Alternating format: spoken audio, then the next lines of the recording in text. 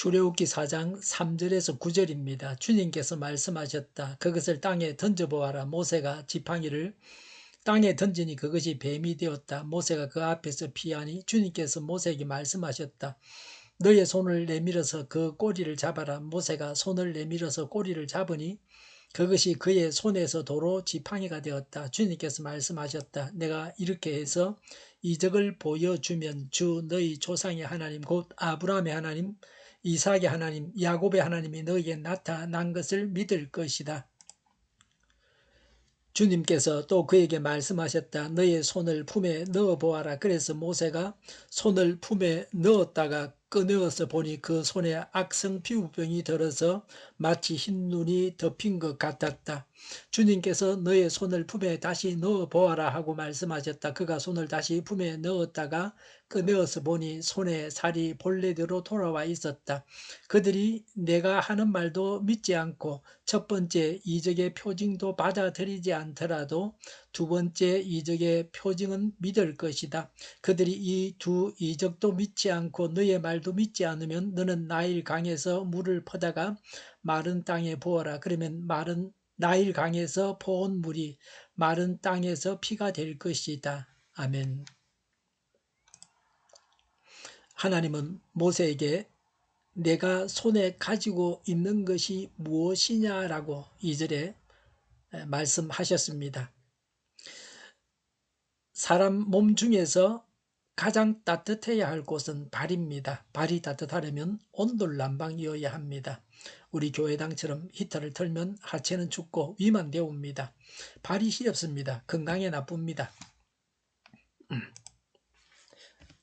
우리 민족은 온돌이라는 우수한 문화를 가지고 있었습니다. 이제야 그것이 우수하다고들 말합니다. 한국의 외국인들이 학교를 세웠습니다. 서양식으로 건물을 지었습니다. 대학 건물에다 라지에다를 두었습니다. 그렇게 난방을 했습니다. 이전에는 라지에다가 우수한 난방 방법인 줄 알았습니다. 오늘날 대부분의 교회당들이 히터로 난방을 하고 있습니다. 온돌 난방을 하는 교회당은 최근에 지은 소수의 예배당뿐입니다. 온돌이 훨씬 나은 난방입니다. 우리의 것이 더 나은 것임을 알아야 합니다. 우리가 이미 소유한 것을 사용해야 합니다. 국가적으로도 우리가 소유한 것을 알고 나누어 줘야 합니다. 개인적으로 자신이 뭘 잘하는지를 알아야 됩니다. 내 주머니에 들어있는 것이 얼마인지를 알아야 됩니다. 손에 쥐고서도 보지 못하고 알지 못하는 우를 범하지 말아야 합니다. 자신을 알고 하나님께서 자신의 것을 사용하시게 해야 합니다. 그러면서 선교해야 합니다. 4절에 그 꼬리를 잡아라고 했습니다. 뱀을 잡을 때는 꼬리를 잡았다가는 물려 죽습니다. 뱀을 잡을 때는 머리를 잡아야 합니다. 하나님께서 모세의 입장을 생각하셔서 머리를 잡으라고 하셨으면 안심이 됩니다. 그런데 하나님은 꼬리를 잡으라고 하십니다. 뱀의 꼬리를 잡기가 쉽지 않습니다. 믿음이 없이는 순종하기 힘든 말씀입니다. 하나님 말씀에 순종하는지 믿음이 있는지를 보려고 뱀의 꼬리를 잡으라고 하셨습니다. 믿음으로 하나님의 말씀대로 순종하게 해주십사고 간구해야 합니다. 뱀의 꼬리를 잡으라는 말씀은 이런 의미입니다. 첫 번째, 하나님 명령에 전적으로 순종해야 합니다. 두 번째, 뱀은 뱀 같은 이집트 압제에서 구원하신다는 교훈을 줍니다. 세 번째는 아무리 큰 세상 권력이라도 하나님의 섭리와 경륜하에 있음을 분명하게 보여주고 있습니다.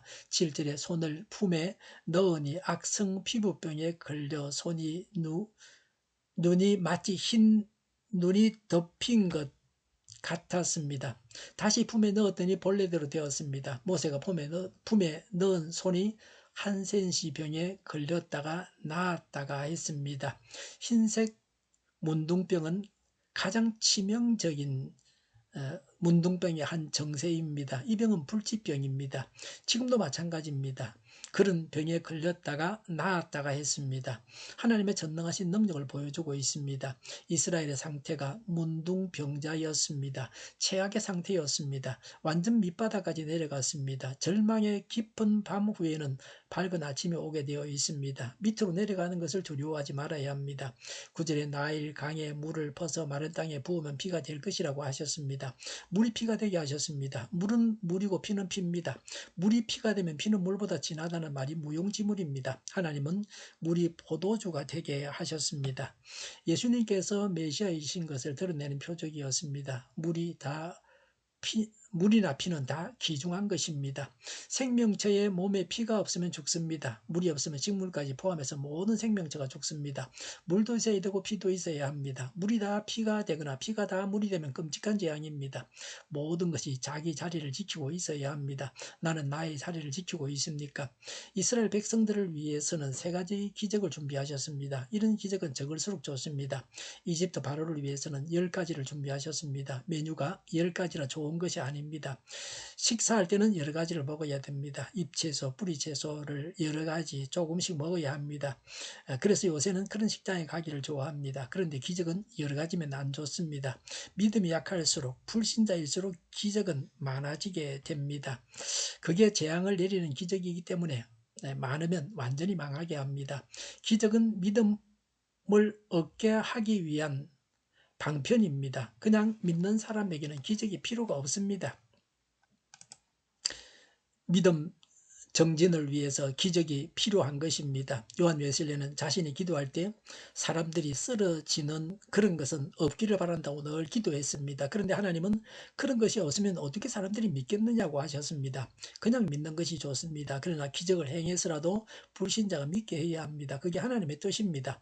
하나님께서 내게 보이시고 행하신 기적이 무엇입니까? 하나님께서 행하신 기적을 헤아리고 하나님을 믿을 수 있어야 합니다. 일상생활에서 기적을 체험할 수 있습니다. 성경에 기록된 기적들을 보게 됩니다. 하나님께서 말씀으로 천지를 창조하셨다고 하는 것은 굉장한 기적입니다. 죽은 자가 살아난 것보다 더 큰 기적입니다. 믿음의 눈을 가지고 보면 온 세상에 하나님의 기적이 널려 있습니다. 기적을 보고서라도 하나님을 믿어야 합니다. 기적 없이 단지 말씀만을 믿는 믿음을 가져야 합니다. 기도하겠습니다. 하나님을 믿습니다. 믿음의 성리가 한 주간 동안 넘쳐나게 하여 주시옵소서. 오늘보다 내일이 더 낫게 하여 주시옵소서. 교회가 분열되지 않고 하나가 되게 하여 주시옵소서. 모든 언론이 제 역할을 다하게 하여 주시옵소서. 저희가 강물처럼 흘러가게 하여 주시옵소서.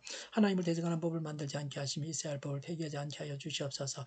있어서는 안 될 법을 만들지 않게 하여 주시옵소서. 선거 부정이 없게 하시고 부정선거 시비마저 없게 하여 주시옵소서. 코로나가 물러가고 전 세계적으로 백신을 신속하게 대량 생산해서 충분히 공급하고 먹는 백신, 피부에 붙이는 백신, 코에 뿌리는 백신이 나와서 모두가 백신의 혜택을 보고 지독한 변이가 나오지 않게 하여 주시옵소서.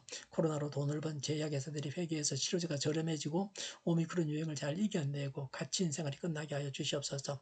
수도권과 부산과 영도의 환자 복종을 막아 주시옵소서. 주일 준비를 잘하고 내일은 하나님 앞에 아름다운 예배를 드리게 하여 주시옵소서.